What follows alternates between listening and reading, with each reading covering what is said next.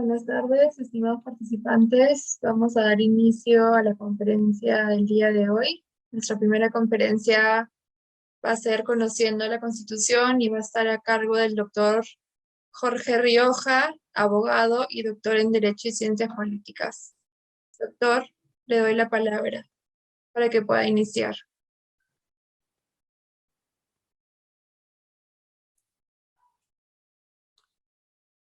Hola Julia, buenas tardes con todos.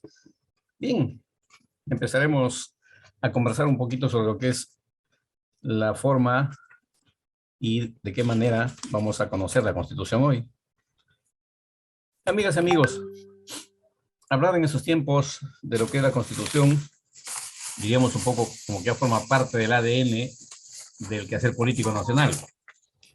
Y en esta perspectiva creo que debemos precisar algunos conceptos y procedimientos en relación a lo que es la Constitución.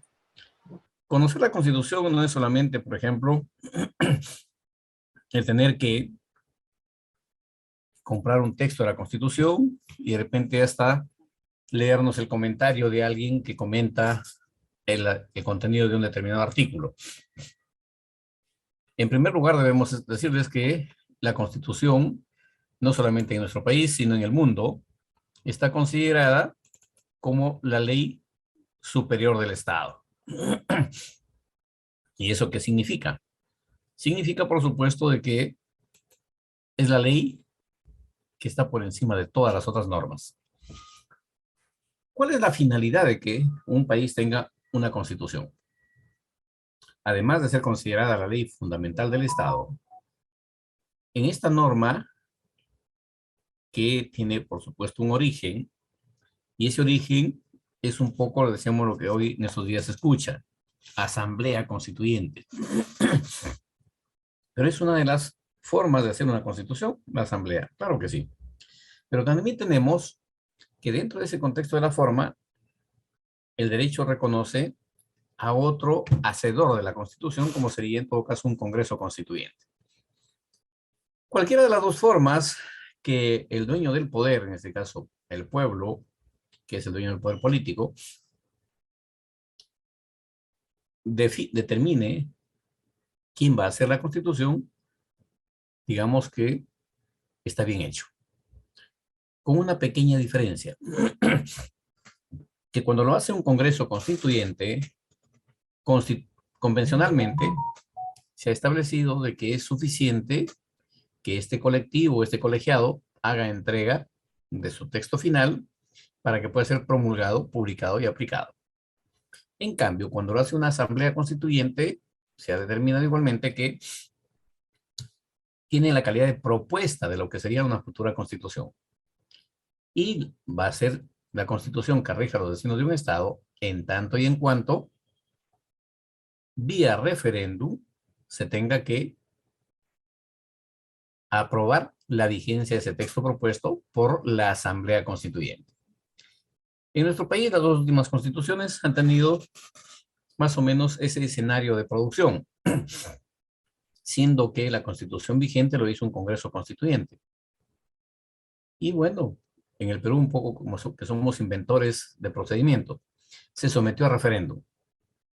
Mientras que la constitución de 1979 lo hizo una asamblea constituyente y no se sometió a referéndum como correspondía, decíamos, a la Convención Jurídica Internacional y el Derecho Constitucional, a que tiene la condición de propuesta. Por el contrario, se promulgó, publicó y aplicó.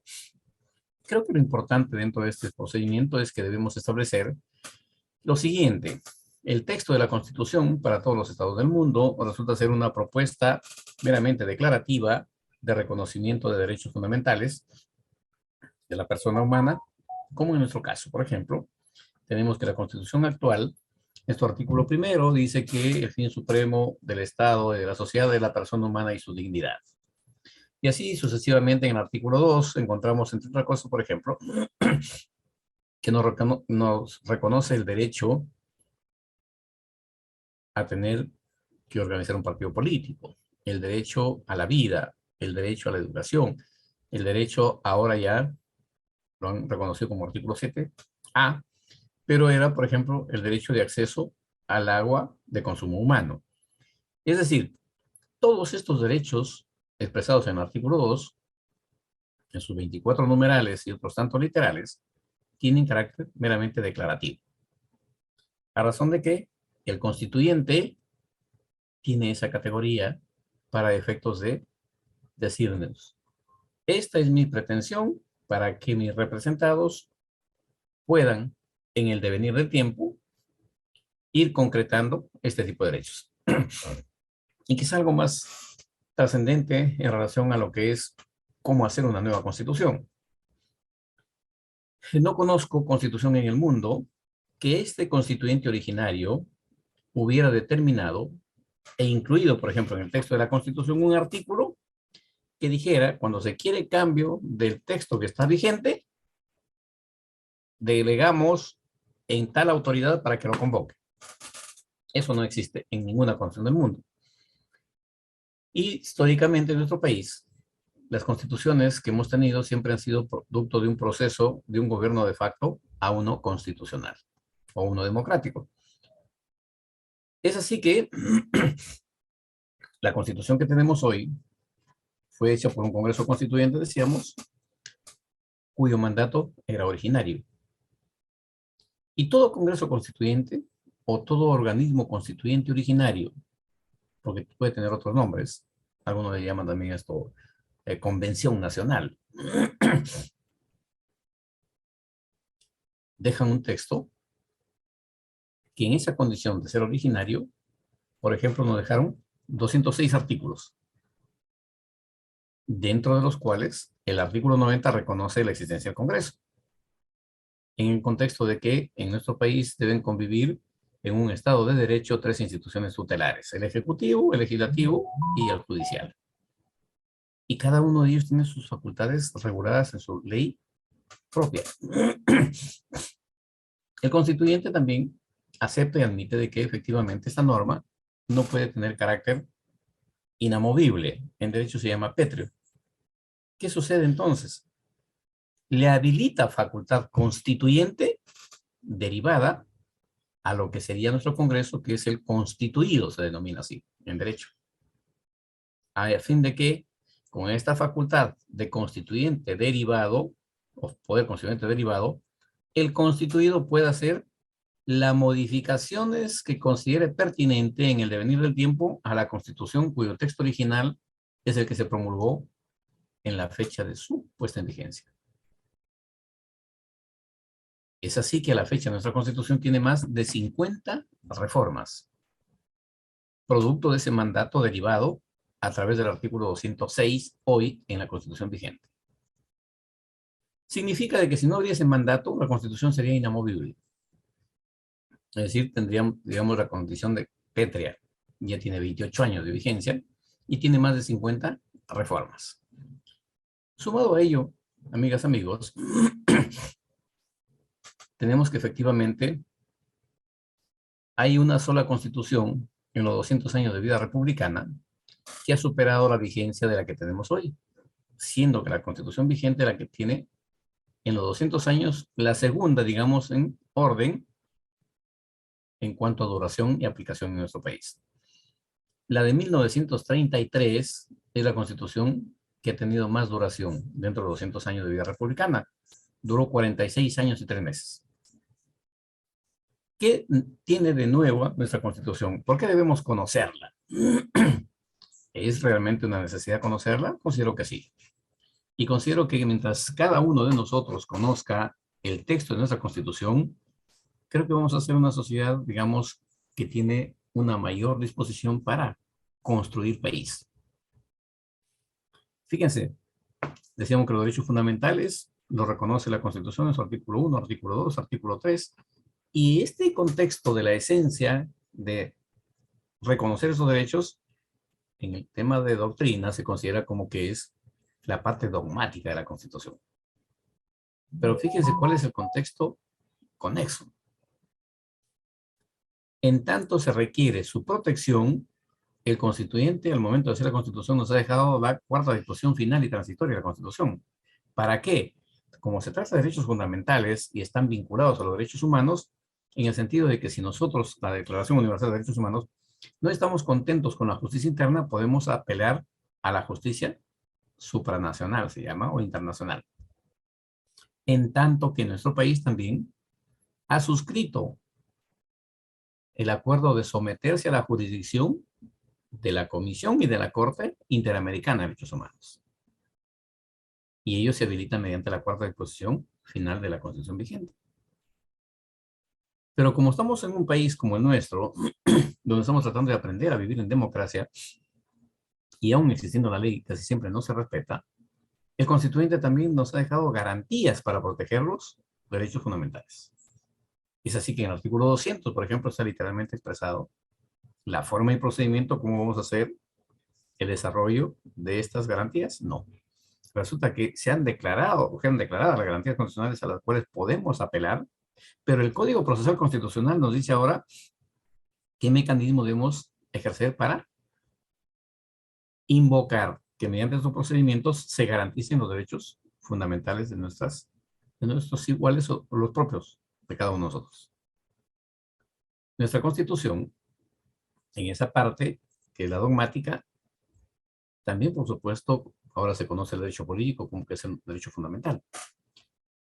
Y también la Constitución o el constituyente dejó reconocidos los derechos políticos para todos los peruanos.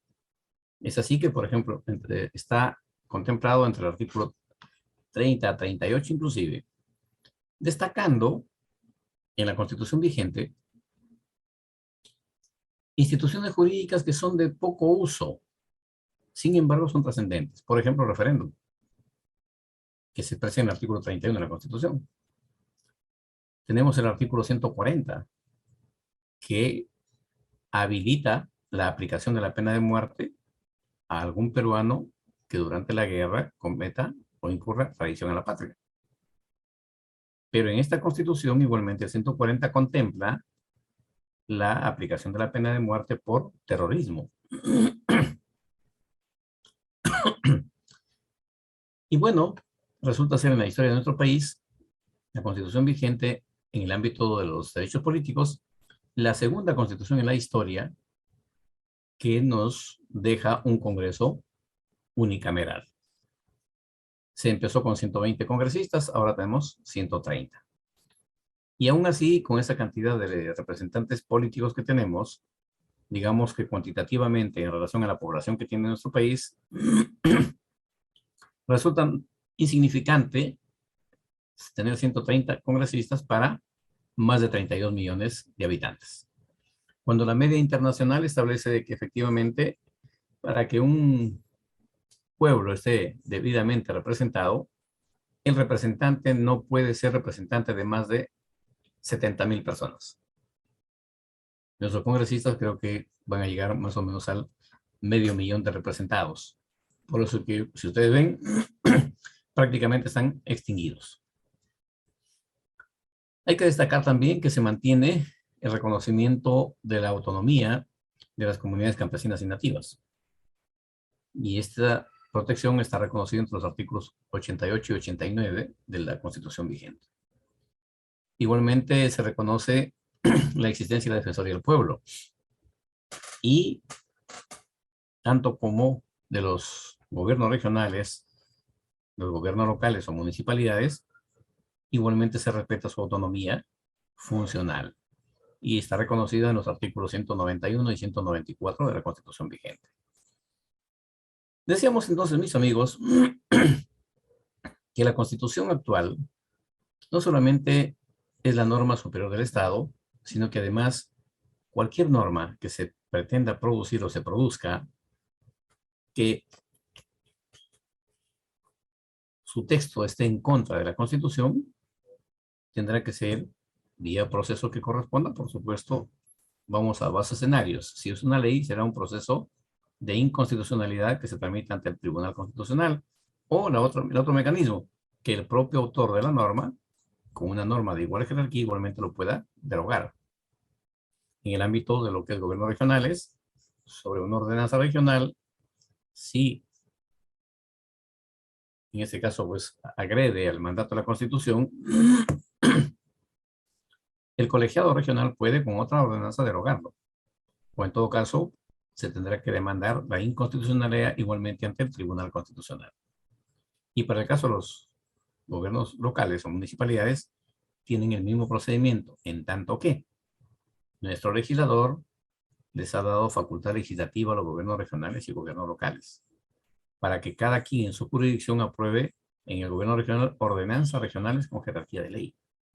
Y en el ámbito municipal, ordenanzas municipales con igual jerarquía o rango de ley. Siendo estas ordenanzas que tienen esa naturaleza jurídica, su efecto jurídico solo se suspende o por derogación o por sentencia del Tribunal Constitucional que los declare inconstitucionales. Y a partir de la publicación de la sentencia del tribunal, tácitamente se deroga la norma que contraviene el ordenamiento legal del país. Tenemos igualmente que en el contexto de lo que es los deberes políticos, nos genera, entre otros, por ejemplo, además de los derechos y deberes, no solamente debemos pensar en elegir, sino también debemos pensar en el ejercicio mismo del derecho político, es decir, ser candidato para ser elegidos. Es decir, el derecho a representar a nuestra comunidad. El derecho también nos reconoce a participar en la función pública. Y, ¿por qué no? Como deber político, honrar al Perú. Y ahí viene un tema bastante singular en relación a nuestra sociedad. La Constitución nos dice que debemos honrar al Perú, pero curiosamente, ¿cómo debemos honrar al Perú? Fíjense si no tenemos ni siquiera identidad nacional. Y de experiencia académica les comento y les comparto. Hasta magistrados, colegas o profesionales en posgrado, les he hecho preguntas así como dicen, inesperadas. Por ejemplo, a ver usted, dígame cuáles son los símbolos patrios. Lo anecdótico empiezan algunos con la escarapela y otros ni se acuerdan cuáles son. Entonces, si no tenemos un mínimo de identidad con nuestro país, va a ser muy poco lo que podemos hacer por él. Sumado a ello, por supuesto, dice que debemos respetar, cumplir y defender la Constitución. Y ahí es donde está la importancia de su conocimiento. Porque si no conozco, no puedo defender lo que no conozco. En cambio, si ya conozco de qué se trata, me dicen, por el caso de la Ley Superior del Estado, y protege tus derechos fundamentales. Ah, entonces hay que defender la Constitución. ¿Y cómo la defendemos? Hay diferentes procedimientos. Por ejemplo, viendo de que la autoridad municipal o la autoridad que tenemos cumpla con la ley. Pero si somos distraídos y no nos importa lo que hace la autoridad, aterrizamos en un escenario casi como el que tenemos hoy. No sé si ustedes se han dado cuenta y han percibido una realidad política en nuestro país como la siguiente. Quienes profesionalmente, diríamos, están preparados para ser actores en este escenario, prefieren evadirlo, no, lo evitan. Sin embargo, son los primeros que cuestionan la gestión de aquel que no debería ser el gestor. Me refiero a que se permitió que alguien pueda ser candidato y sale elegido. Debemos empezar por lo siguiente, amigos. La política, como ciencia o disciplina, tiene una finalidad específica: servir a la comunidad. Y por supuesto, servir a la comunidad no lo hace alguien que improvisa. Lo podrá hacer alguien que se prepara para el tema y efectivamente se compromete con generar el cambio que requiere cada grupo social. Es ahí donde viene la afirmación que la política es un asunto muy serio. Dice como para dejarlo en manos de cualquiera. Ya depende de ustedes, en todo caso.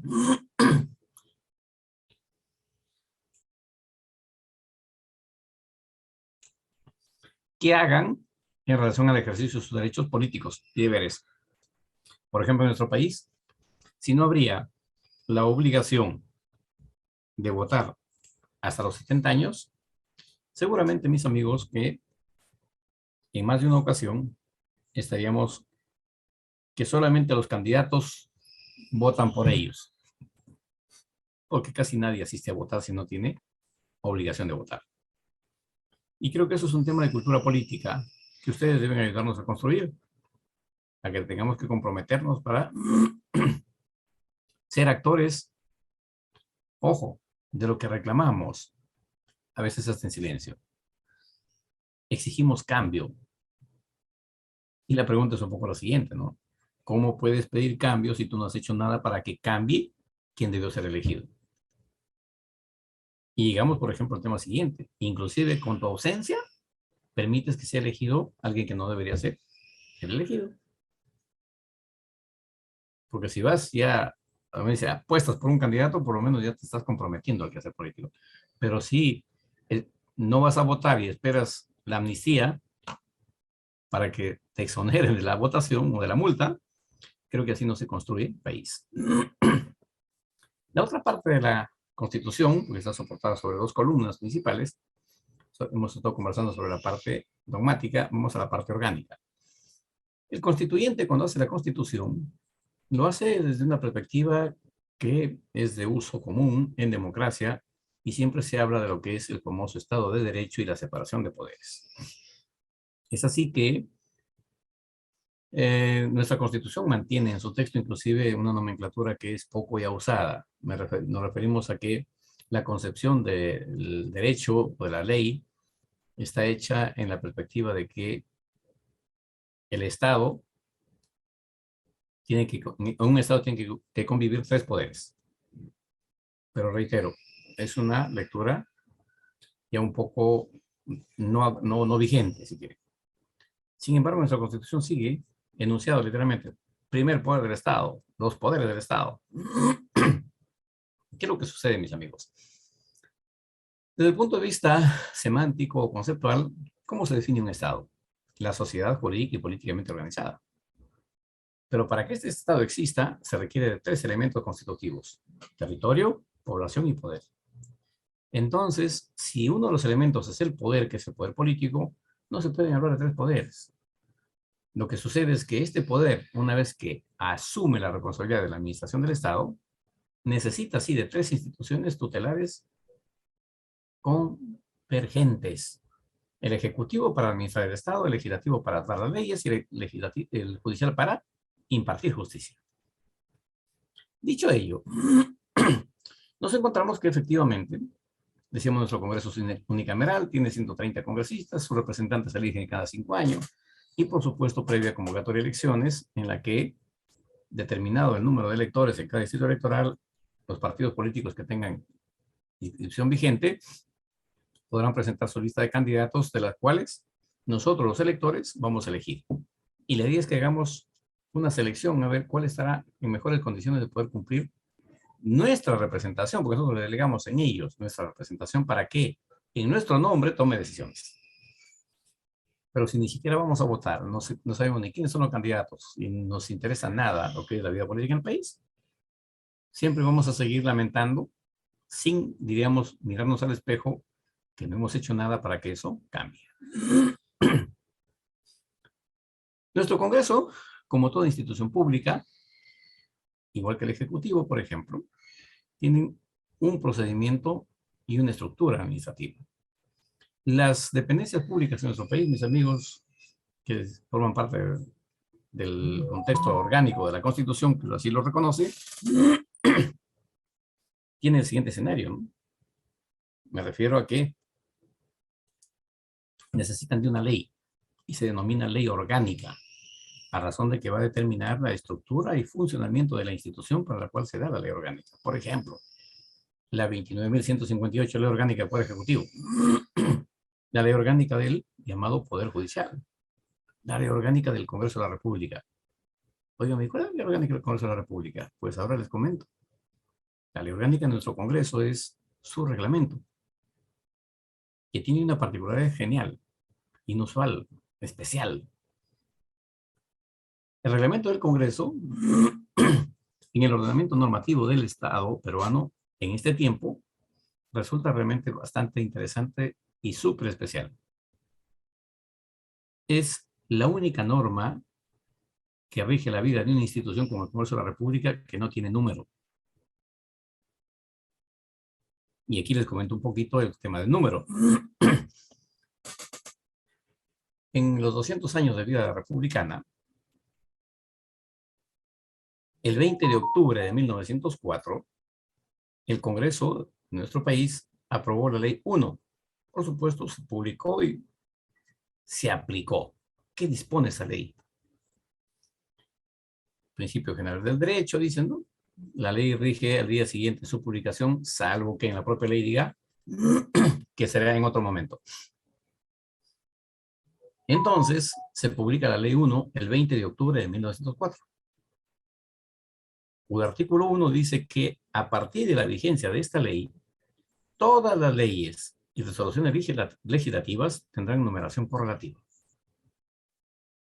¿Y eso qué significa? Por eso es que hablamos de la ley 29.158, la 30.000.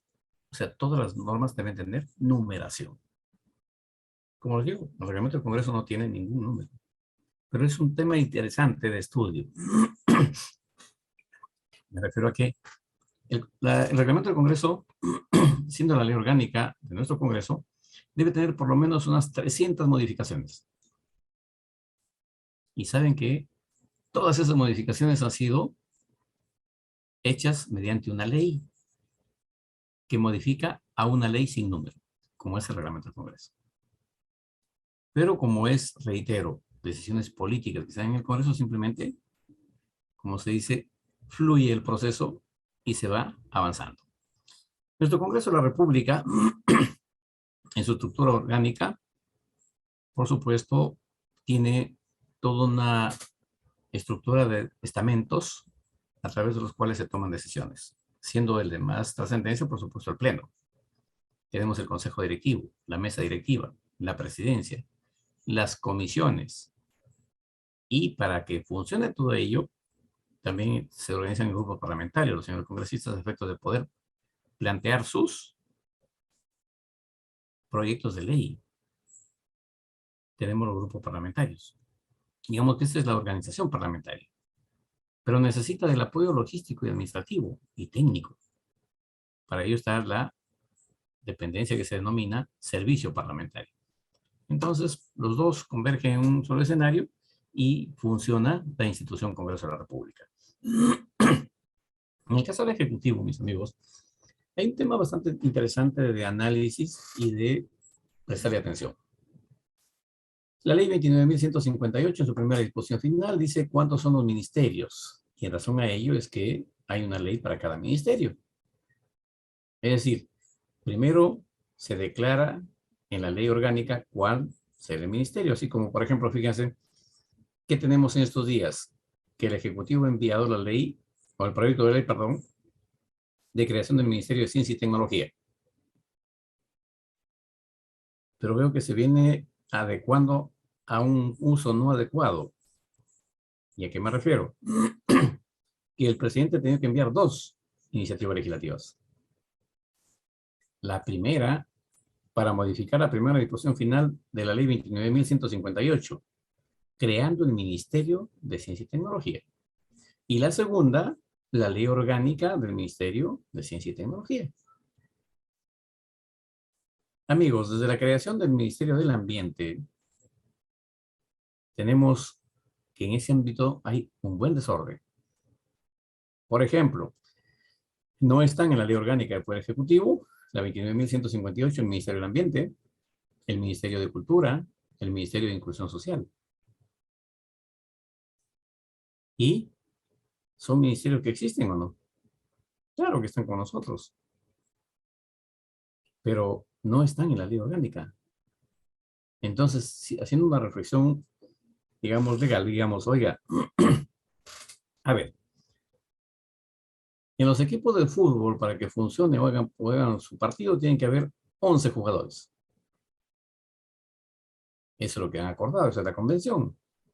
Pero ¿qué pasa si un equipo se queda con 5 jugadores y el otro que sigue con 11?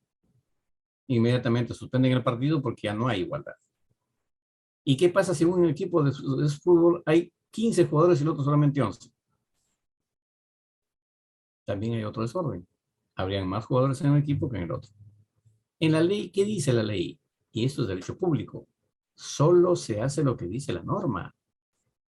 Por lo tanto, los ministerios de Ambiente, Cultura, Inclusión Social y todo otro que se cree sin modificar la ley orgánica son efectivamente ministerios que, digamos, existen en la realidad, pero desde el punto de vista formal, en la ley orgánica del Poder Ejecutivo, termina siendo como que, digamos, los invitados, ¿no? El problema es que se ha generalizado este tema y espero que en algún momento se haga la corrección que corresponda, es decir, por lo menos vía regularización, se incorporen a los ministerios que no están en la ley orgánica para que puedan formar parte del llamado Ejecutivo o Consejo de Ministros. Estos temas a la fecha tenemos naturalmente los 18 ministerios más lo que es la presidencia del Consejo de Ministros, es decir, 19 ministros. ¿Y qué es lo que debemos esperar de ellos? La gestión de la administración pública. En nuestro país, amigos, solo el sector ejecutivo es el que tiene capacidad de gasto en relación a comprometer, por ejemplo, infraestructura, llámese escuelas, puentes, carreteras, colegios. ¿Por qué? Porque ellos, como administran el presupuesto de la República, pueden asignarle recursos para que se ejecuten esas obras. Mientras que nuestros congresistas, de lo único que disponen para gastar, digamos, sin límite es de sus sueldos. Ellos no pueden comprometerse a hacer una obra pública porque les está prohibido durante la Constitución. ¿En razón a qué? No pueden presentar iniciativas legislativas que generen gasto público.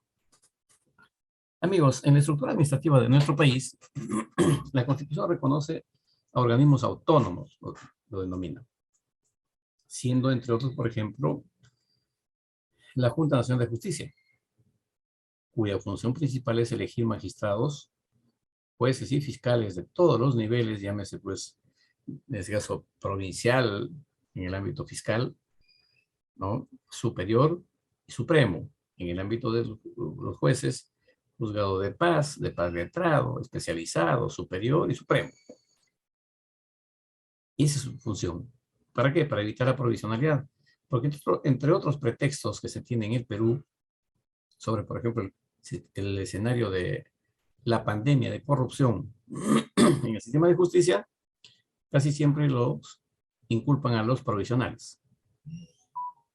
Y creo que si la Junta haría un buen trabajo, deberíamos tener a todos los jueces titulares para que si no haya pretexto de imputarles la responsabilidad que no necesariamente tienen los provisionales. El Ministerio Público, Fiscalía, creo que en los últimos 20 años tiene mucho o harto protagonismo el Ministerio Público. Lo que sí veo es que en los últimos tiempos ha desnaturalizado su función. Porque si bien es verdad que el Ministerio Público es el titular de la acción penal, también es verdad que tiene que acreditar que yo me equivoqué o cometí el delito para que me pueda acusar. Ha encontrado un sesgo y le han habilitado mediante norma también, lo cual me parece no adecuado, a efectos de que te presumo culpable, pero como no tengo cómo acusarte, no tengo la prueba, te vas a ir en cárcel unos días que son de 18 meses a 36 meses o 72 meses mientras investigo para ver de qué te acuso. En ese devenir del tiempo, el presunto culpable se le ha violado su derecho a la presunción de inocencia, sumado a que está ya en cárcel, porque no está en su casa, está en cárcel, está en un penal. Y de repente el Ministerio Público dispone el archivo porque no hay de qué acusar. Soy de opinión que en ese caso, por ejemplo, quienes deben ir a la cárcel son los fiscales que no supieron hacer su trabajo. Pero reitero, es una apreciación académica. Tenemos la Defensoría del Pueblo, que por su naturaleza y representación que tiene, y por el mandato constitucional, lo dirige un funcionario público que debe ser elegido por el Congreso de la República con votación calificada. En este momento van a convocar, entiendo, al concurso para reemplazar al defensor en funciones. Y se requiere al menos 86 votos para ser elegido defensor del pueblo. Tenemos las tres instituciones complementarias y conexas en relación a lo que es el reconocimiento de nuestro derecho político en un Estado de Derecho y en democracia como son la RENIEC, la OMPE y el Jurado Nacional de Elecciones. La RENIEC entrega el padrón de electores que encuentra registrados a la fecha en que se dispone el cierre de ese padrón cuando se convoca a un proceso electoral. El Jurado Nacional de Elecciones, con ese insumo, determina, por ejemplo, si es en el ámbito Congreso, cuántos escaños le corresponde a cada distrito electoral. Y mediante resolución administrativa que publica, invita, por supuesto, convoca a los partidos políticos a que inscriban tantos candidatos como escaños hay en el marco de la ley, respetando el contexto de lo que es, por ejemplo, el tema género, entre otros, ¿no? Y la OMPE está esperando. Terminado el plazo de las tachas, empieza a trabajar las cédulas para que el proceso electoral se desarrolle y acreditemos nuevas autoridades. Sumado a ello, tenemos el Tribunal Constitucional, que también tiene su función propia por mandato de la Constitución. Está integrada por 7 magistrados, que también los elige el Congreso de la República, para un mandato de 5 años. Igualmente tiene que ser con al menos 86 votos a cada magistrado. Es decir, no es que ahora se van a elegir 4 en un solo voto para 4, no. Se hace uno por uno, porque ese es el procedimiento. Si obtienen 86 votos, digamos que están elegidos, y el Congreso lo formaliza mediante la publicación de una resolución legislativa, en la que, digamos, los nombra magistrados del Tribunal Constitucional. La Contraloría General de la República, cuya función es ver que los gestores públicos gasten el presupuesto en lo que está previsto en el presupuesto y no se haga malversación de fondos. Creo que todavía tiene un largo camino que recorrer la institución para poder estar a tono de los tiempos, en el sentido de que efectivamente se garantice que los recursos públicos presupuestarios asignados a cada jurisdicción se tengan que aplicar en lo que se ha previsto en el presupuesto. Tenemos igualmente la Superintendencia de Renta y Seguros y AFPs. Creo que ahora que también tiene competencias sobre las cooperativas, mi apreciación igualmente académica es que esta institución, los últimos tiempos o desde su existencia, no ha cumplido con la finalidad que le corresponde. Esto es, cautelar el interés de los ahorristas y, por supuesto, supervisar a las instituciones que ellos autorizan a administrar recursos económicos ajenos, porque no son de ellos, con la promesa de que van a ganar intereses. Y en un buen momento determinado, de repente terminan, ahí es donde viene mi punto de reflexión, quebrando las instituciones. Lo más que hace la superintendencia es designar un grupo de profesionales liquidadores de la institución y prácticamente yo diría en términos concretos que los ahorristas terminan siendo estafados. Pero reitero, es mi apreciación académica sobre el tema. Porque en verdad, si habría una opción de una supervisión continuada, tenga la seguridad que no habría ninguna quiebra de instituciones financieras. En el Banco Central de Reserva, también es otra institución autónoma que tiene un directorio de 7 integrantes. Y ese directorio lo eligen entre el Congreso y el Ejecutivo, es decir, el Presidente de la República. Siendo que el Presidente de la República propone su candidato para la presidencia y a la vez designa 3 directores. El Congreso de la República elige 3 directores también y a la vez ratifica o solicita que un nuevo candidato para la presidencia que fue propuesta por el Presidente de la República. Tenemos en este caso, decíamos también, lo que corresponde a las garantías constitucionales como un mecanismo de protección a los derechos fundamentales de la persona humana. ¿Y cómo funciona esto? La Constitución, en su artículo 200, nos dice cuáles son las garantías constitucionales. Y tenemos, por supuesto, como les decía, la Constitución no nos dice cuáles son. Por ejemplo, el habeas corpus. Su naturaleza del corpus era uno. En un escenario de muéstrame el cuerpo, quiero ver el cuerpo del desaparecido. Y por supuesto requería que la autoridad lo haga. Hoy, en nuestro país, tenemos 18 tipos de habeas corpus. Luego tenemos el proceso de amparo. Igual, está reconocida la Constitución, pero no nos dice la Constitución cómo hacemos, qué requisitos hay que cumplir. Para cada uno de estas nomenclaturas que reconocen garantías constitucionales de acceso a nosotros y que complementan nuestro desarrollo, tenemos el proceso de habeas data, que es acceso a la información. Se había comentado el proceso de inconstitucionalidad. Tenemos también el proceso de acción popular. Y, ¿por qué no?, de la acción de cumplimiento. Y todo ello, por supuesto, va a ser posible siempre y cuando tengamos nada más ni nada menos que un escenario concreto como es hacer uso de la norma que permite el ejercicio de estos derechos a buscar justicia. Me refiero puntualmente al Código Procesal Constitucional, respecto del cual igualmente tengo una apreciación particular. Me refiero a que el Código denominado Procesal Constitucional debería llamarse Código Procesal de Garantías Constitucionales, porque en verdad gira solamente en relación a las garantías del artículo 200. Además, tenemos otro escenario, ¿no? Admitir esa definición o ese concepto implica que los otros códigos, llámese civil, penal, administrativo, los que hubiera, no serían constitucionales, tácitamente. Porque el Código Procesal Constitucional, digamos que, en mi opinión, es todo. Pero como está, resulta ser solamente que se aplica a las garantías constitucionales. En fin, son temas que dan para el debate, como se dice, pero nos han pedido que hablemos sobre estos temas de lo que es la Constitución y espero haber compartido con ustedes algunos tips que les permita tener una visión diferente en relación a lo que es el ordenamiento jurídico del Estado, empezando por la Constitución, que ya tiene 28 años a la fecha y decimos es la segunda en la historia de la República con mayor periodo de duración.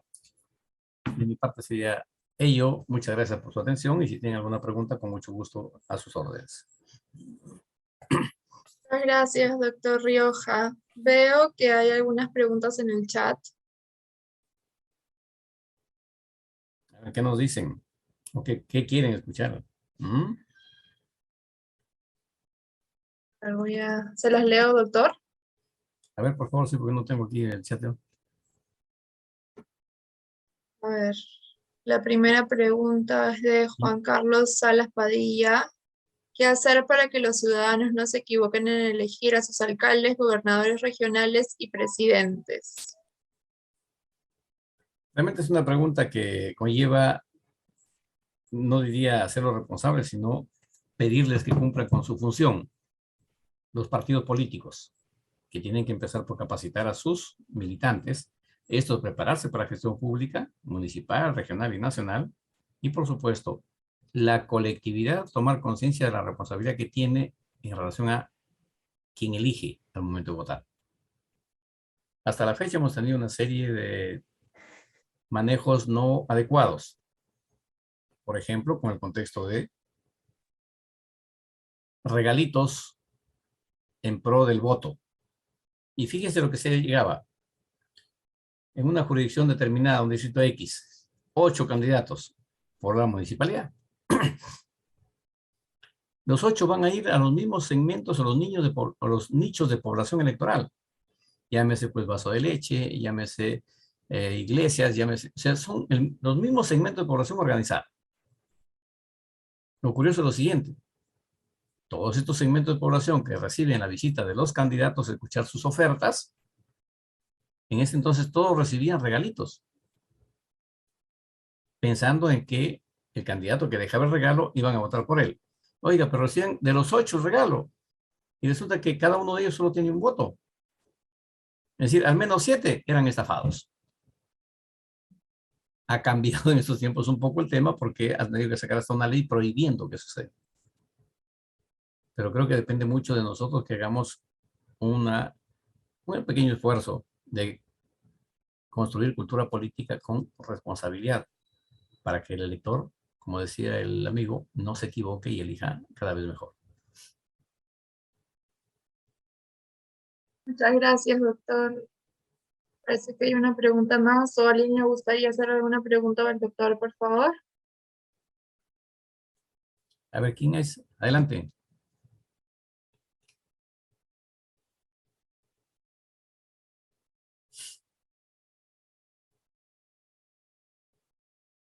¿Qué preguntaban o qué quieren preguntar?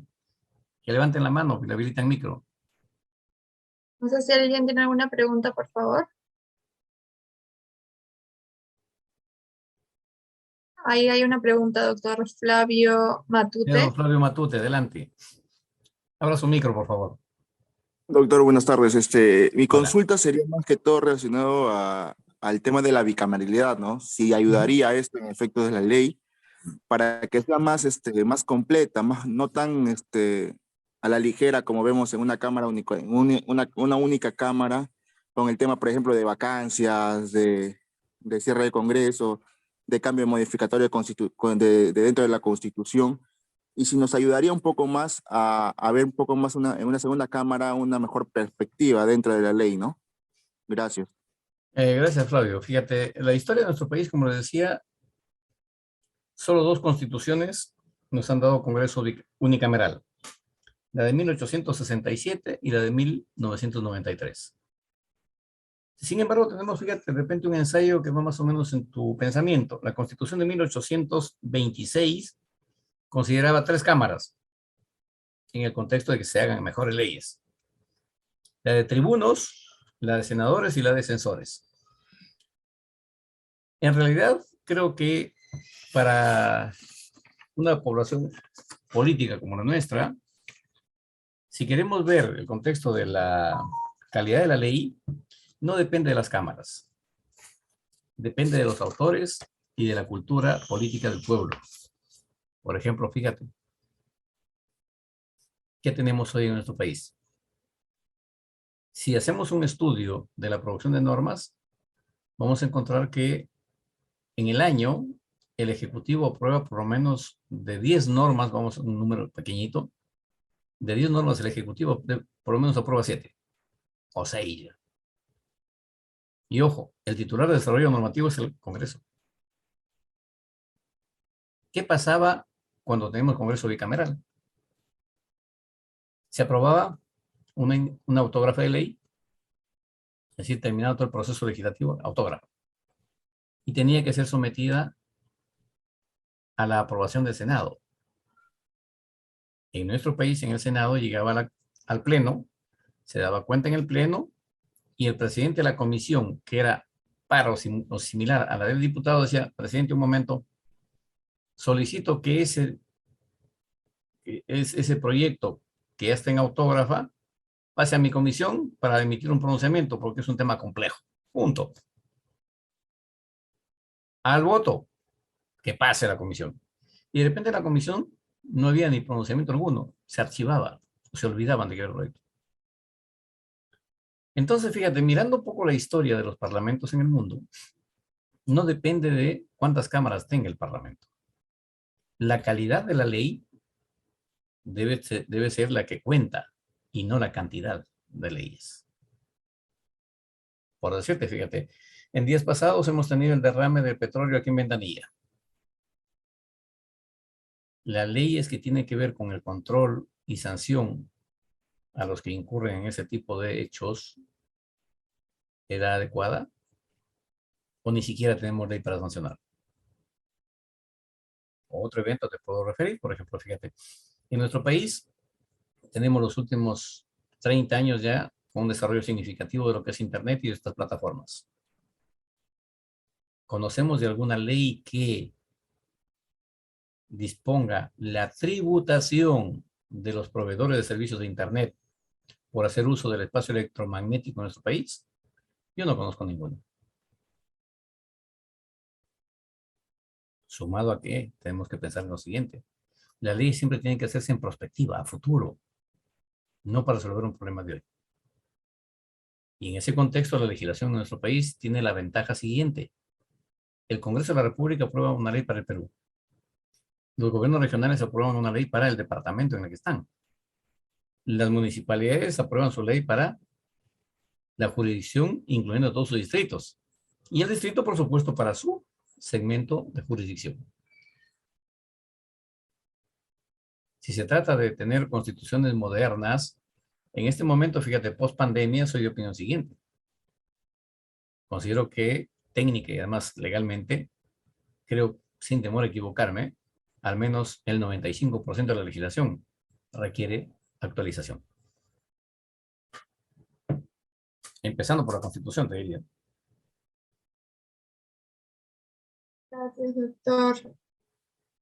Veo que hay una pregunta más en el chat.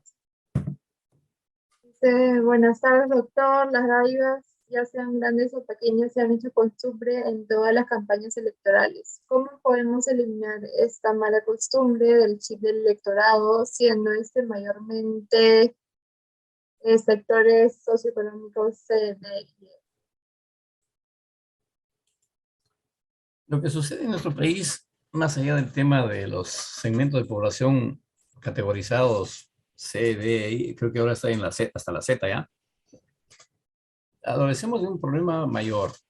Y ese problema mayor se refiere a que no recuerdo gobierno alguno en los últimos 40 años que una vez que ha asumido a los partidos políticos, una vez que han asumido el gobierno, no hayan creado programas sociales. Y programas sociales solamente para que los llamados de los segmentos marginales no es que hagan algo para ser diferentes, sino solamente que esperen que cada mes les va a llegar su regalo del gobierno. Fíjate que hasta ahora tenemos por lo menos creo casi una veintena ya de programas sociales.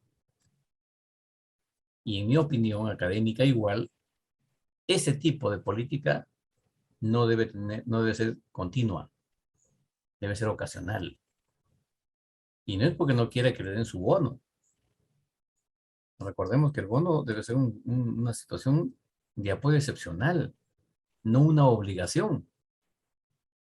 Porque fíjate, ¿qué tenemos en el Perú? Niños pidiendo limosna en semáforos, calles y plazas. Se te pongo el punto de quiebre. Mientras que en los penales tienes a gente que ha delinquido, ha quebrado la ley, los niños que están en la calle vendiendo caramelos o haciendo otra actividad económica no tienen nada del gobierno, así del Estado. Y los que han quebrado la ley y están cumpliendo carcelería inclusive, tienen desde medicinas, comida, y bueno, pues hoy resultan hacinados, es decir, hay mucha población penal, pero no es culpa ya de ellos, digamos. Igual, aún estando hacinados, tienen los beneficios del gobierno, lo que le da el gobierno en nombre de nosotros, del Estado. Mientras que los niños que están en la calle, expuestos a todo tipo de incidentes, algunos mueren por inanición, porque no tienen ni qué comer. Y los convoco a que hagan una reflexión, simplemente, fíjense. En nuestro país, por lo menos, creo que las familias, voy a un tema que es más representativo. Cambiamos el colchón en el que dormimos de repente cada 3 o 5 años. Los que están en cárcel, si mañana quieren cambiar colchones, hoy los queman en la noche y el gobierno les da colchón nuevo mañana. Es decir, cambian a la hora que quieren. Y por supuesto es un privilegio que tienen ellos. Y ojo, el único derecho que no tienen quienes han quebrado la ley, que tienen esos beneficios, que además que tienen comida y medicinas, es la libertad de locomoción. Porque todos los demás derechos lo tienen. Tienen derecho hasta de venosterio, inclusive. Mientras que los que no han incurrido en delitos, en la calle deambulan buscando trabajo y, por supuesto, también con hambre, ¿no? Y sobre eso, ¿qué ha dicho el Tribunal Constitucional en estos últimos tiempos? Que es una situación de estado de cosas inconstitucional, porque el gobierno ya no puede construir más penales para que tengan más comodidades. Y creo que eso no corresponde. Como que han hecho también el Tribunal Constitucional un pronunciamiento respecto de que la obligación que tiene el gobierno de pagar a los profesores por mandato de la ley su preparación de clases, como el gobierno no tiene plata, también deviene un estado de cosas inconstitucionales. O sea que mi derecho, con la sentencia del Tribunal Constitucional, antes de decirme que me pague, me dice, ya no tienes derecho. Estamos fritos. ¿Qué hacemos para que eso cambie? Creo que hay un punto de quiebre. Empecemos por cambiar nosotros, interesándonos en qué país queremos para construirlo, porque nadie nos va a dejar el país que nos gustaría tener. Gracias. Gracias, doctor Rioja. Vamos a leer las preguntas hasta la pregunta de Daniel Macías, por favor. Tenemos, me parece que 2 preguntas más. Pregunta Giancarlo Vargas: ¿un país puede gobernar sin un congreso si es que los ciudadanos quieren un referéndum para que ya no exista el congreso?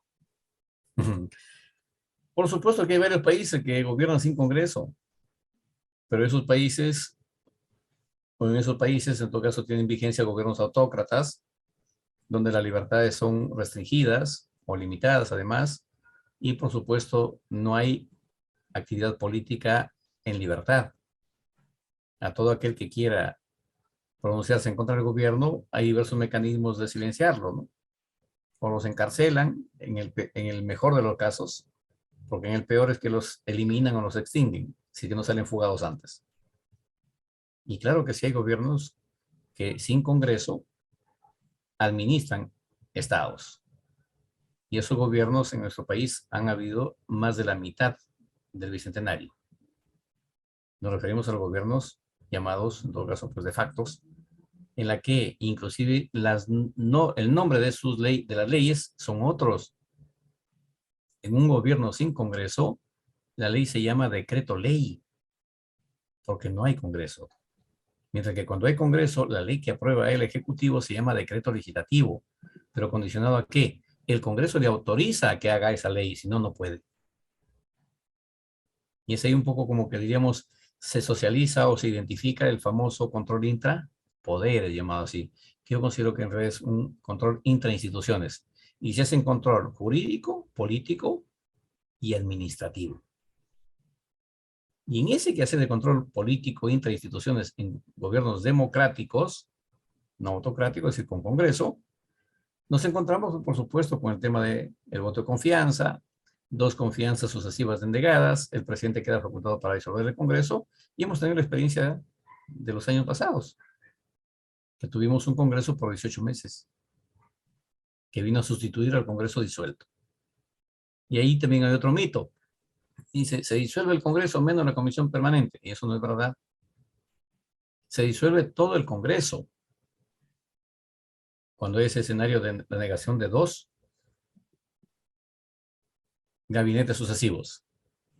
Lo que pasa es lo siguiente: los integrantes de la comisión permanente se quedan en cuidados intensivos, en UCI. Dadas las elecciones, se acreditan, se eligen a los 130, porque si no, fíjense, se elegirían solamente 108, 100, o 102 o 103, porque más o menos entre 27 a 28 son los integrantes de la comisión permanente. Y ellos deberían terminar su mandato, ¿cierto? Pero no. Una vez que se eligen a los 130, todos los que estaban en funciones salen. Por eso le digo, la permanente, una vez que se disuelve el Congreso, pasa a cuidados intensivos. Terminado el proceso electoral, elegido el nuevo Congreso, se van todos. Más o menos les dura esa UCI en un promedio de 90 días. Y es lo que tenemos hasta hoy.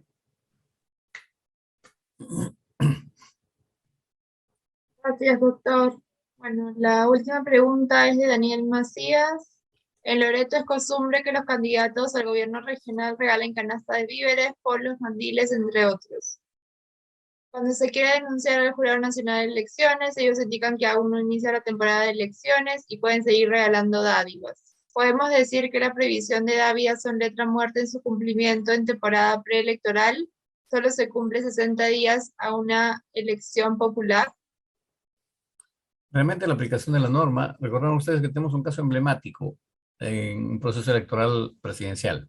Y efectivamente, en la zona de selva, sobre todo en Loreto, De repente, navegando por los ríos, la gente no solamente lleva bolsa de víveres, llevan otro tipo de regalos con la fin de comprometer el voto de los electores.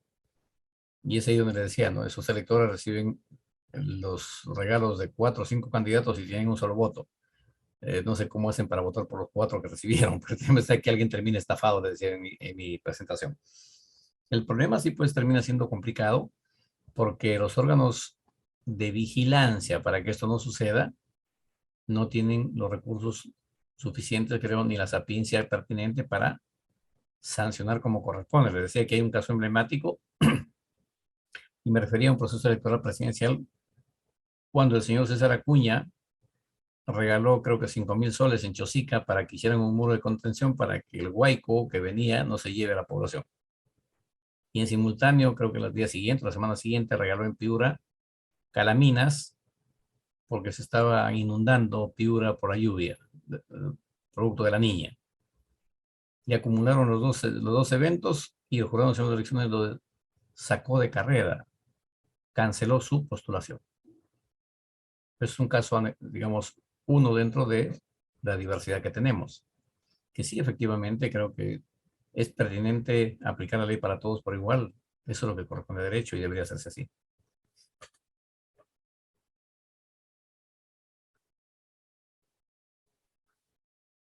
Perfecto, muchísimas gracias, doctor.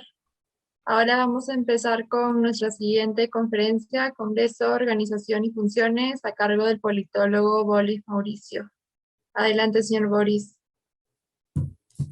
Gracias, Julia. También agradezco al antecesor que he hecho uso de la palabra, el doctor Rioja, que ya ha visto algunos temas importantes dentro de el poder legislativo como parte de la estructura de la organización que tiene nuestra Constitución, ¿no?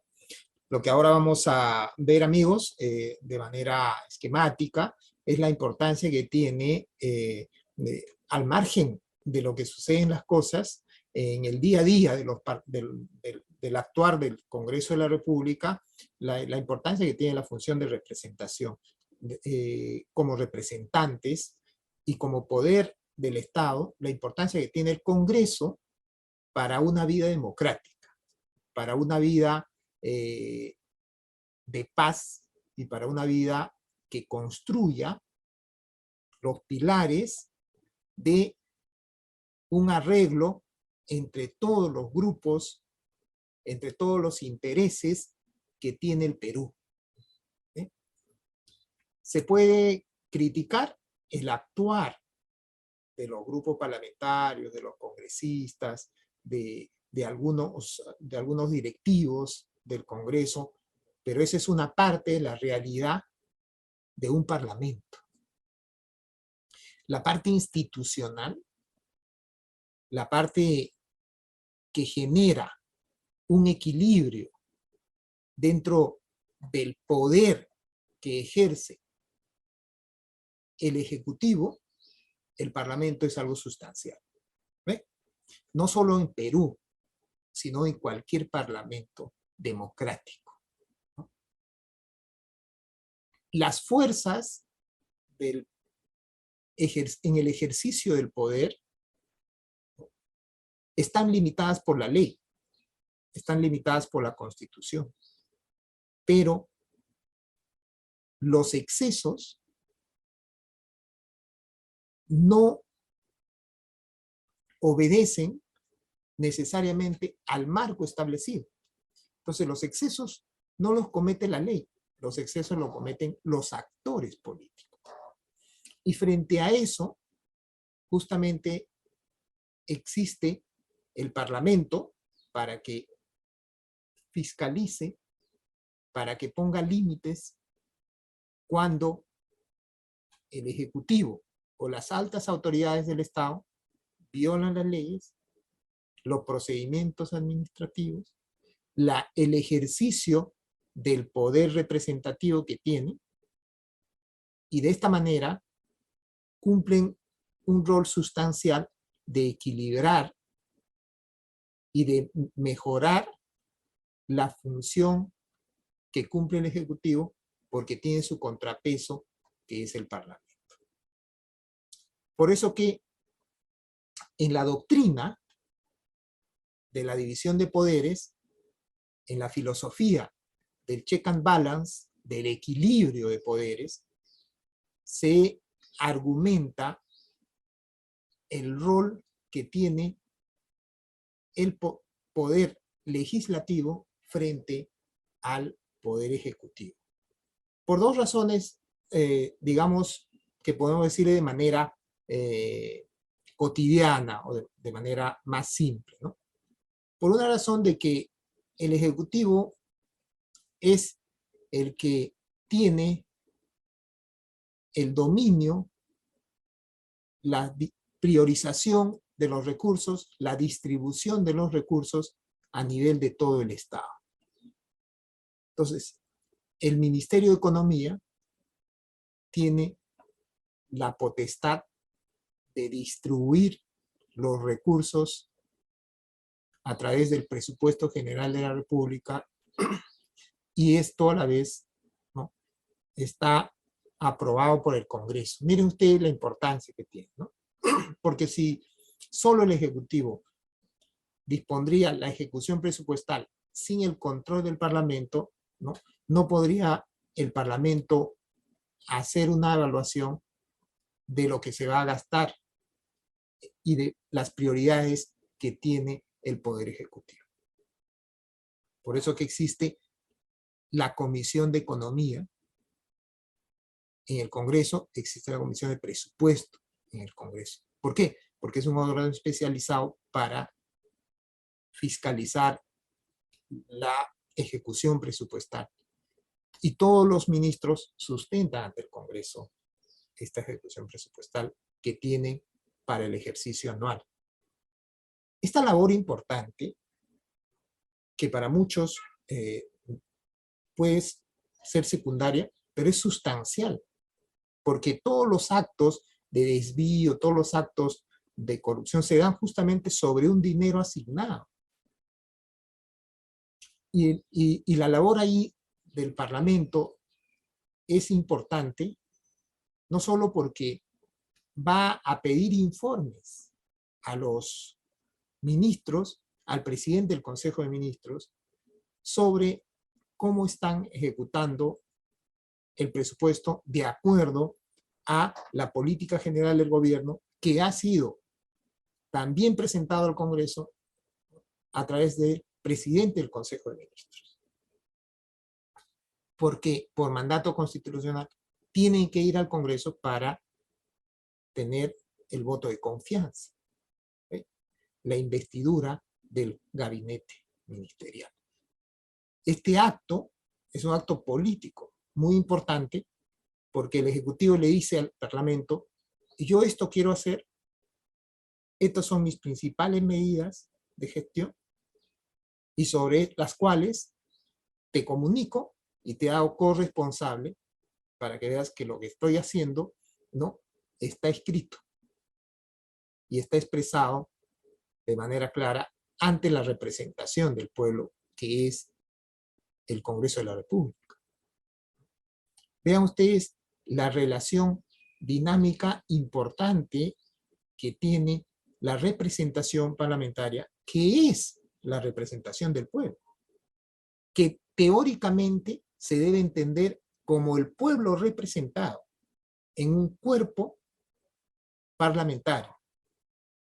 Y es a este cuerpo representado, que es el pueblo en síntesis, es por eso que el Congreso, el presidente va al Congreso, que los ministros desfilan ante el Congreso, porque es la expresión de la pluralidad política de un Estado, de una sociedad, porque es la expresión de la diversidad dentro de un Estado.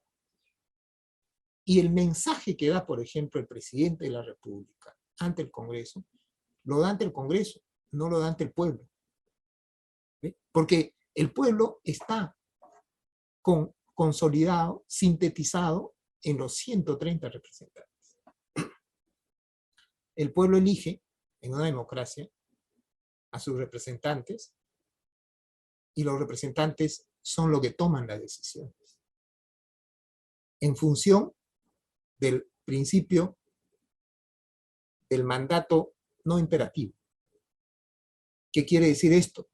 Que los que eligen a los congresistas lo eligen por diversos motivos, pero una vez que salen elegidos, la representación como un cuerpo colegiado va a tomar decisiones, ¿no?, de acuerdo a su marco constitucional, su marco reglamentario y la ideología, los intereses que representa.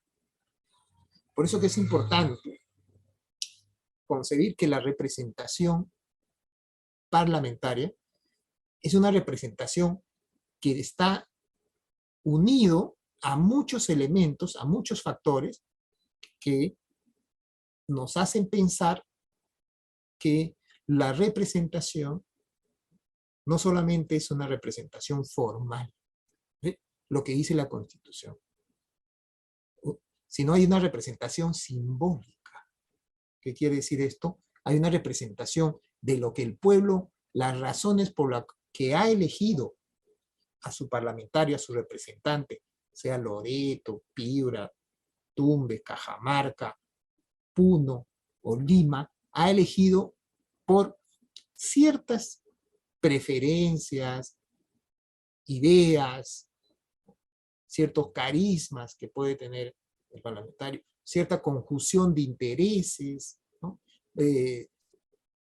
cierto apego, ¿no?, cierta evaluación histórica de lo que debería ser, o cierto arquetipo de lo que debería ser un representante, ¿no?, cierto sentido práctico o sentido ideal del elector para elegir a su representante. Eso es lo simbólico. Es otra dimensión, ¿no? Lo formal, lo que está en la Constitución, en el reglamento, lo que debe hacer el Congreso, pero la expresión de una representación también es esto lo que se llama como una representación simbólica.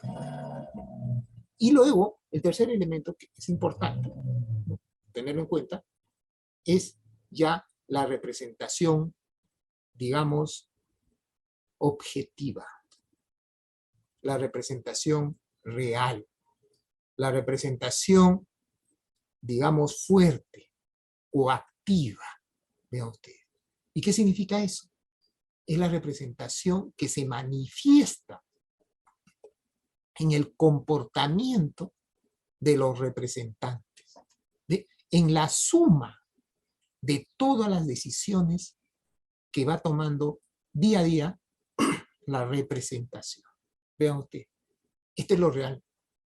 Y a veces los ciudadanos, influenciados por los medios, solamente se quedan en una porción de lo que toma, lo que capta el medio, lo que transmite el medio, pero no ve todo el panorama, no ve todo el árbol, lo que significa el Parlamento. Y para los ciudadanos tiene que ser harto importante que vean todo el panorama, que vean todo el bosque, como se dice.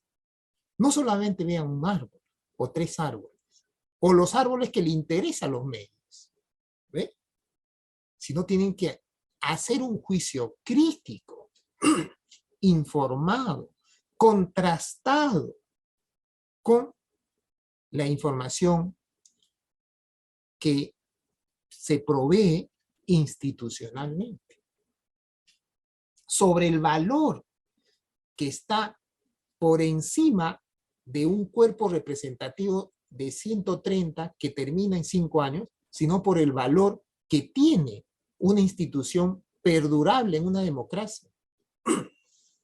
Porque hasta ahora, digamos, el sistema democrático es el menos malo de los sistemas políticos existentes. Vea usted.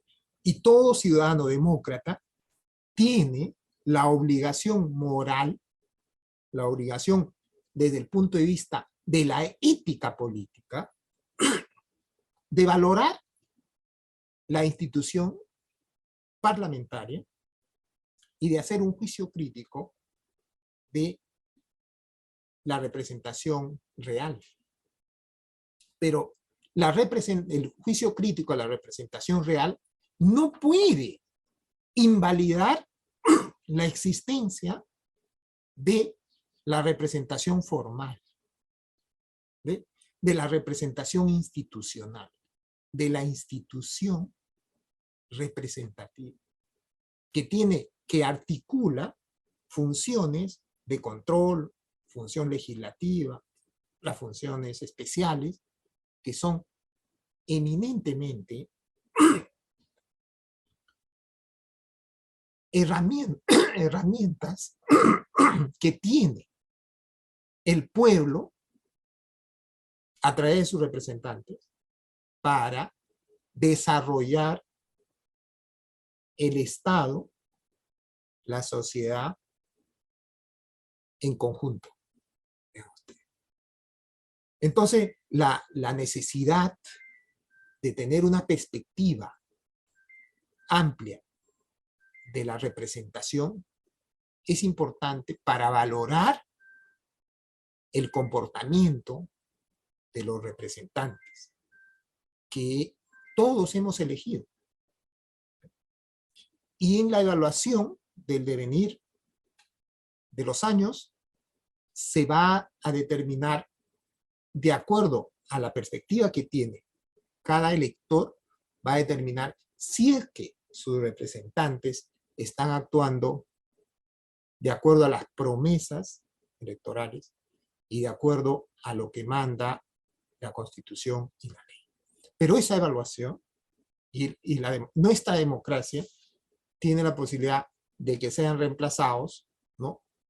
Ahora, después de 5 años, toda la representación. Recuerden ustedes que hace años sí había la reelección. Pero ahora no. Ahora no tenemos la posibilidad de premiar a aquellos representantes que sí han hecho su función. Bien. Pero, como sucede en otros países, la representación no está limitada, no está cortada del mandato. ¿Ve? Pueden reelegirse 3, 4, 5, 6 veces. Depende de cada constitución y de cada estado. No quiero decir con esto que debemos retornar a la reelección, sino que tenemos que tener en cuenta que no toda la representación significa una mala función. No quiere decir que toda la representación está generando una expectativa frustrante para el total de los electores. La representación tiene que entenderse que cuando hablamos de decisiones, los parlamentarios no son extraños o no son absolutamente independientes en términos de influencias ideológicas, de influencias de su partido. Por ejemplo, si nos ponemos a definir qué es un grupo parlamentario, para algunos teóricos un grupo parlamentario es una extensión de un partido político. Para otros, un grupo parlamentario es una asociación de intereses, ¿no?, que tiene una función de buscar poder, ¿no?, y de consolidar sus intereses como grupo parlamentario. No hay un acuerdo para definir lo que significa un grupo parlamentario en una democracia, pero sí se evidencia que los grupos parlamentarios, no estoy hablando de los grupos parlamentarios en el Perú, ¿no?, estoy hablando de los grupos parlamentarios en todos los países que tienen parlamentos. Los grupos parlamentarios no pueden desprenderse de un partido, Y una respuesta rápida sería, que ustedes ya lo tienen en mente, ¿no? Es que los partidos lo ponen, ¿no? Hacen una primera selección. O sea, se deben a los partidos. No pueden decir, no se puede decir que no se deben a los partidos los grupos parlamentarios. Los grupos parlamentarios se deben a un partido. ¿Por qué? Porque es el partido, es el actor dentro de una democracia. Algunos teóricos lo llaman que lo que vivimos es una democracia partidista. ¿Sí? Pero hasta ahora no hemos creado, la humanidad, la civilización, no ha creado un sistema sin partidos, un sistema político sin partidos. Los sistemas totalitarios también tienen partidos. Algunos tienen un solo partido, sistemas unipartidistas, sistemas políticos unipartidistas, y otros tienen sistemas de partidos hegemónicos, uno o dos grandes partidos, ¿no? Y luego tienen partidos chiquitos, pequeñitos. Pero no se concibe a una democracia por todos los teóricos de la democracia representativa que funcione una democracia sin partidos. Ya sea uno, ya sea 5, ya sea 20, en lo que se llaman los sistemas políticos atomizados, ¿no? En un momento nosotros estábamos así, pero muchos países de América Latina son así.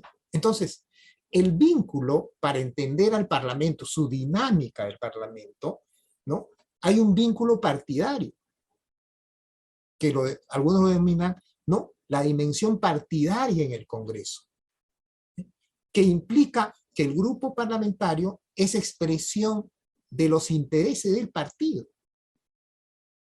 Entonces, cuando uno analiza un voto, sea a favor, en contra o abstención, uno tiene que analizar y decir, ok, ese voto a favor, ¿cómo está articulado con el grupo parlamentario que ha votado, con su partido, con el ideario del partido, con el pensamiento político que está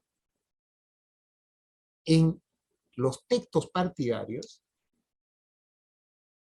y con el programa de gobierno que ha tenido ese partido en un proceso electoral?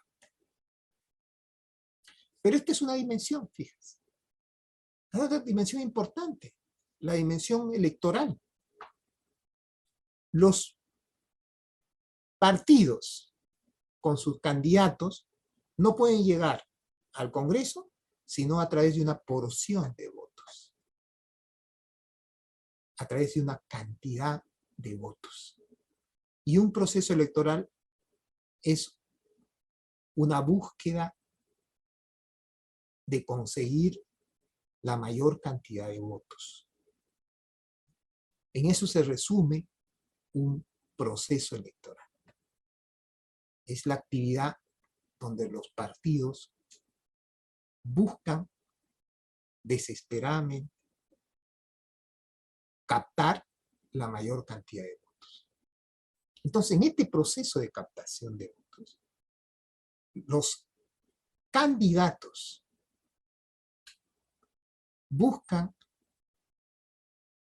a través de su discurso de campaña, a través de su propuesta de campaña, lograr cautivar a los electores, a través de ciertas prebendas, como se había hablado ahí, ¿no? Que están autorizadas, obviamente, formalmente, ¿no? Están autorizadas cuánto debe ser la cantidad de regalo que puede dar en una campaña electoral un candidato. Entonces, pero luego de este proceso, llegan a determinar cantidades por cada grupo político, por cada partido, y al final se arman los 130 y ahí vemos mayorías y minorías como producto del resultado de los electores que han decidido por A, B, C partido y candidato.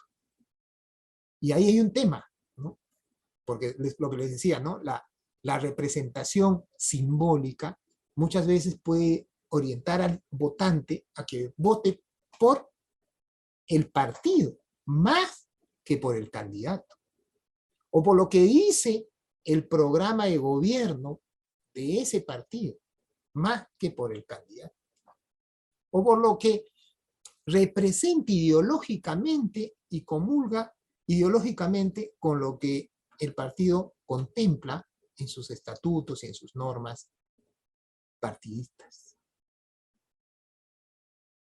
Y el otro extremo se da de que el elector vota sin importar el partido. Vota por el carisma, vota por la prebenda, vota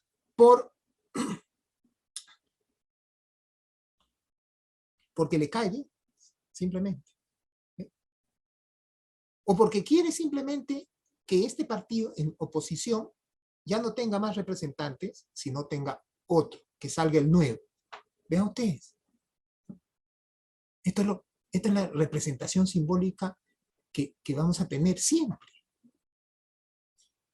Pero en el caso de que vota por un candidato que consideran que lo va a representar, sus intereses, sus ideas, expresa su interés de grupo, su interés profesional o su interés de actividad económica, etc. Y al final sale el representante por ese interés que ha sido plasmado en las ánforas por una cantidad de electores. Entonces, ahí hablamos del interés electoral que tiene en mente el representante. Por eso se habla de la dimensión electoral. ¿Cuánto influye en las decisiones de un representante el haber recepcionado como votos, el haber sido legitimado políticamente para ser representante por un sector de la sociedad, por un grupo de la sociedad que puede muy bien representar a los agricultores, que puede muy bien representar a los pescadores, a los trabajadores, a una profesión determinada, a un colegio médico, etc. Entonces, el elegido, ¿no?, puede decir, yo me debo a mis electores, más que a mi partido. Yo me debo a todos los electores, por ejemplo, de la tercera edad, ¿ve?, mis viejitos. ¿Por qué? Porque mi propuesta ha conectado con ellos.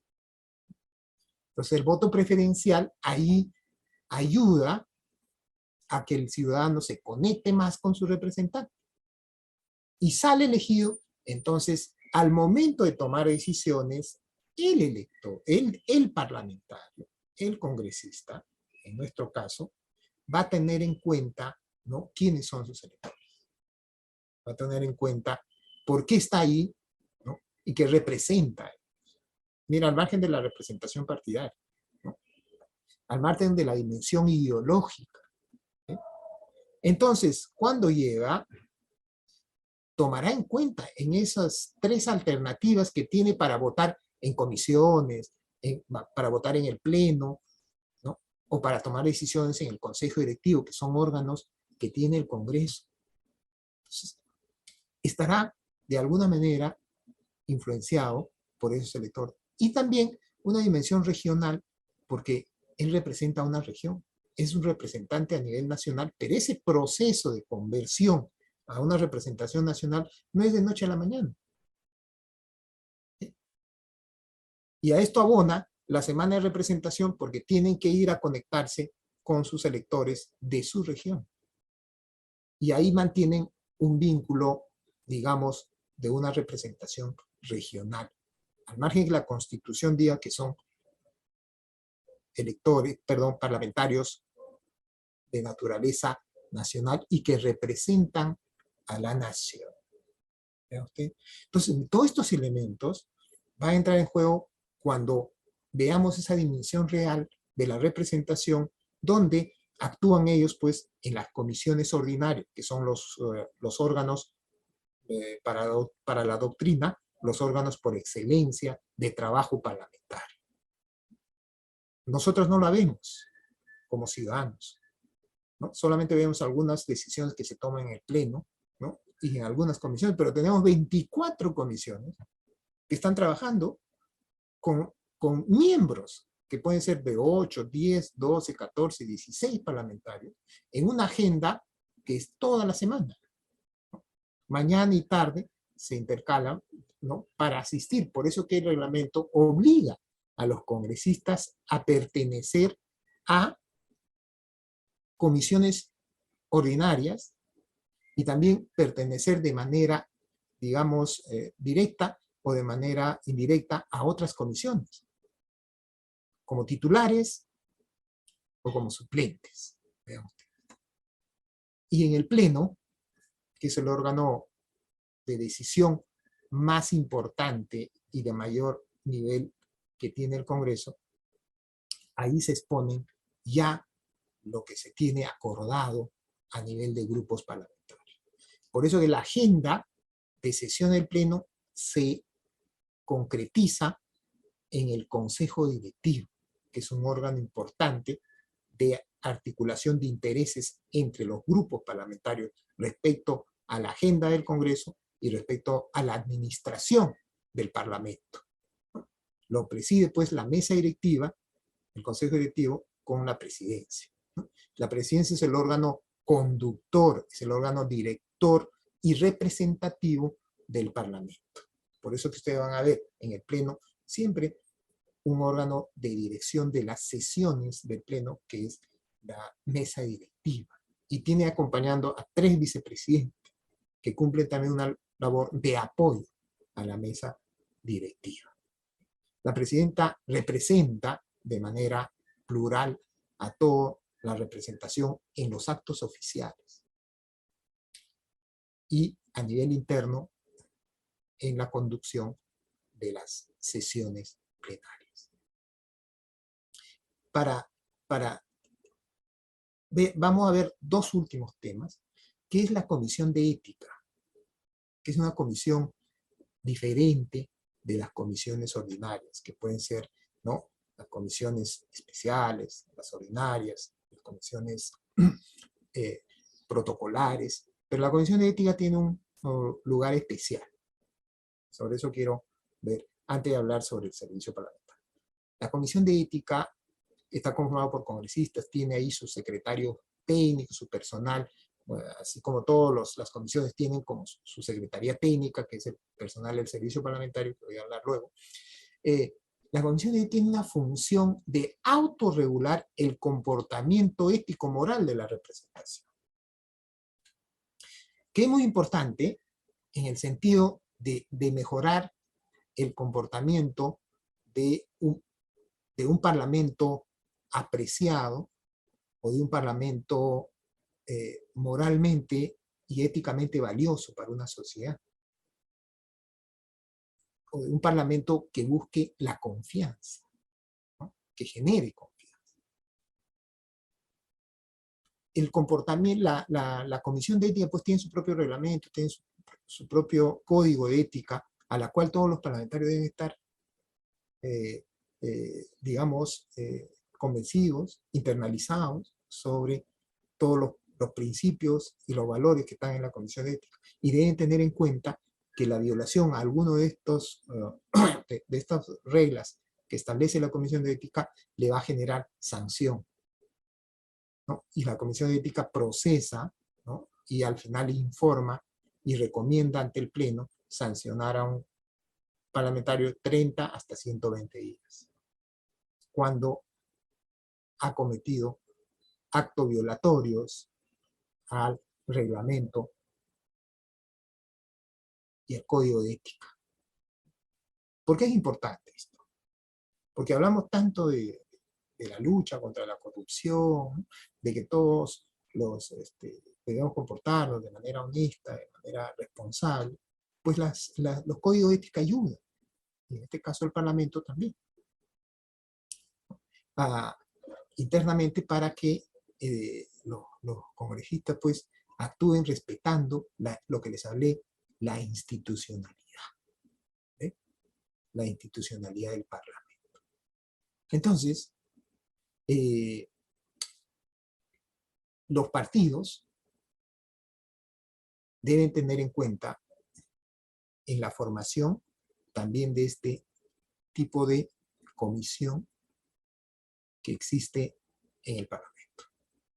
Bien, ahora sí voy a hablar de la otra, finalmente la otra parte, que es la parte del servicio parlamentario. No puede existir un proceso de toma de decisiones políticas en cualquiera de los órganos si que no existe un sustento de recurso humano, de profesionales, de especialistas que ayuden a la labor de la toma de decisiones del Parlamento, ¿no? Que den el soporte, ¿no?, técnico, administrativo, logístico a la representación. A esto se denomina servicio parlamentario. Y está la Oficialía Mayor como órgano de asesoramiento a la mesa directiva, y ahí lo vemos en las sesiones plenarias. También tenemos los secretarios que nosotros en cada comisión tenemos a un secretario técnico. Entonces se llama la Secretaría Técnica, ¿no? Que en España se llaman los letrados, por ejemplo, de las Cortes Generales, ¿no? Tenemos nuestros secretarios de personal con mucha experiencia que lo asesora a cada presidente de comisión. Y ya ustedes conocen que cada administración, cada institución por su naturaleza tiene los órganos administrativos que lo tiene cualquier entidad privada o pública, ¿no? Que tienen que ver todo con respecto al personal, a los recursos financieros, logísticos, etc. Y finalmente, ¿no?, tenemos a la Oficina de Participación Ciudadana, que es la que articula actividades para mejorar la cultura democrática parlamentaria a nivel nacional, con 12 programas, ¿no? Y ustedes están participando en una de ellas. Muy bien, amigos, hasta acá me quedo yo y quiero absolver las preguntas que ustedes vean por conveniente. Muchas gracias. Levanten la mano o se escriben.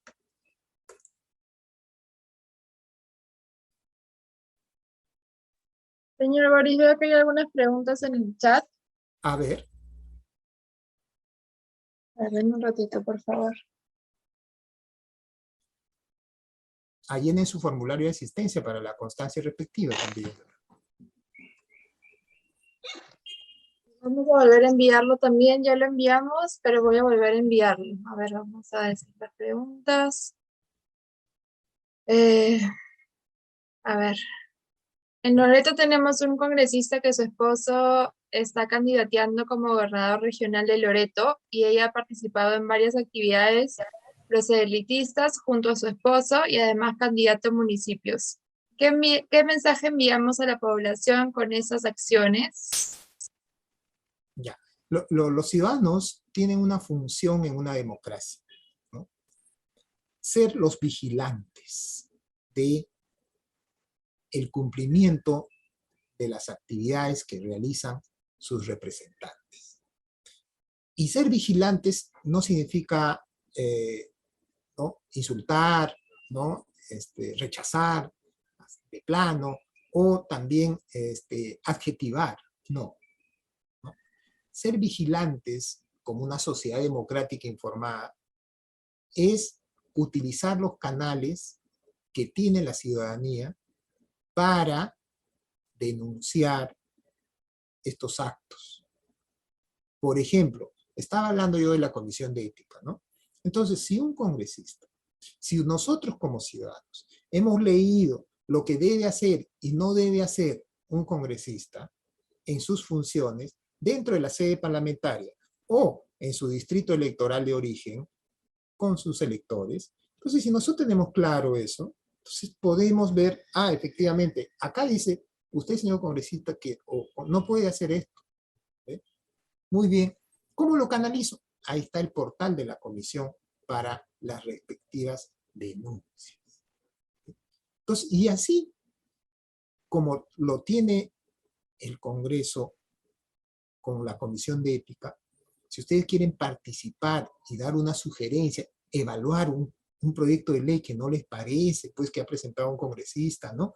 O quieren hacerle adiciones sustanciales o de forma, ¿no? O de fondo a una iniciativa legislativa, tienen el Parlamento Virtual Peruano, donde se recogen las opiniones de los ciudadanos. Estoy hablando de la institucionalidad, vean ustedes. Entonces, por ahí ustedes pueden participar y dar sus sugerencias del caso. ¿Se dan cuenta?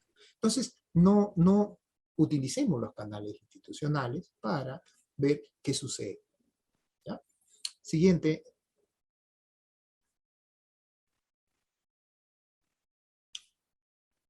A ver, vamos a ver las preguntas del chat. Lo primero, acá hay un comentario de Daniel Macías y la pregunta es la siguiente.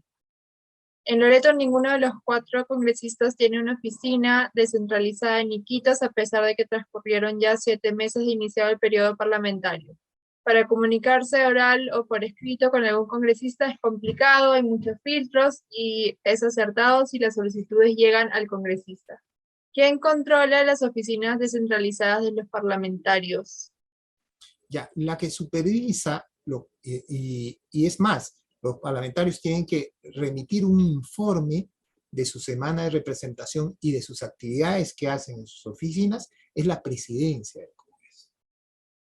Todos remiten sus informes a la presidencia. Entonces usted, ciudadano, tiene que escribir a la presidencia del Congreso, ¿no?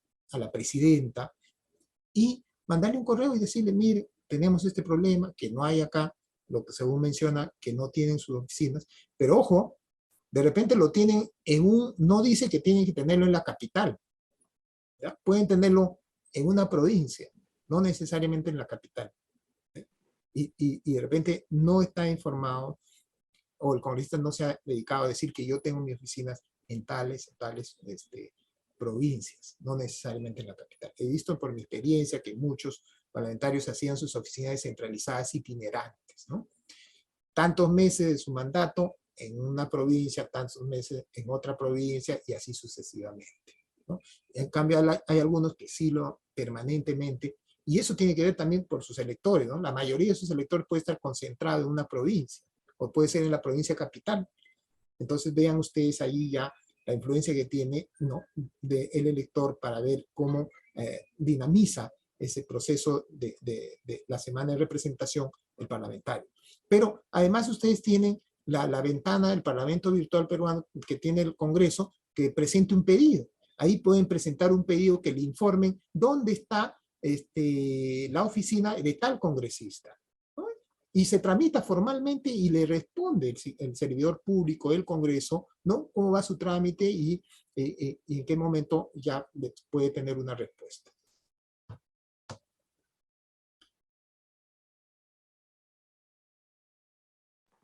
Ya está, señor Boris.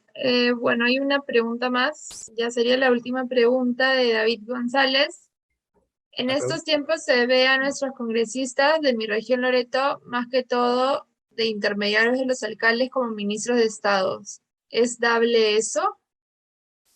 Bueno, al representar a sus electores, representan los intereses y los problemas que tienen que solucionarse en cada una de sus regiones. El reglamento no dice que los congresistas tienen que estar persiguiendo a los ministros, ¿no?, en cada ministerio, eso no lo dice. Pero sí dice el reglamento que los congresistas van en su semana de representación y recogen, ¿no?, la problemática y hacen una supervisión a cómo está llevándose a cabo las diferentes obras o las políticas públicas que implementa el Poder Ejecutivo, ¿no? Y también se reúnen con las autoridades, sean autoridades civiles, autoridades militares, autoridades políticas, y recogen sus demandas. Entonces, una vez que los parlamentarios actúan como intermediarios ante el Poder Ejecutivo, ¿no? Y normalmente se da que todos los alcaldes, los gobernadores, pues dicen, mira, tenemos nuestro proyecto que no sé por qué está todavía en trámite, no lo suelta el Poder Ejecutivo a través del Ministerio de Transportes, a través del Ministerio de Economía, etcétera, etcétera. Entonces los parlamentarios lo que van y mandan sus escritos y dicen, por favor, ¿qué pasa con el proyecto de mi región, ¿no? Del alcalde tal, de la municipalidad? O sea, esa función, ¿no?, de intermediación lo hacen los congresistas como una práctica permanente en cada uno de las regiones, digamos. Bien, Julia. Muchas gracias, señor Boris.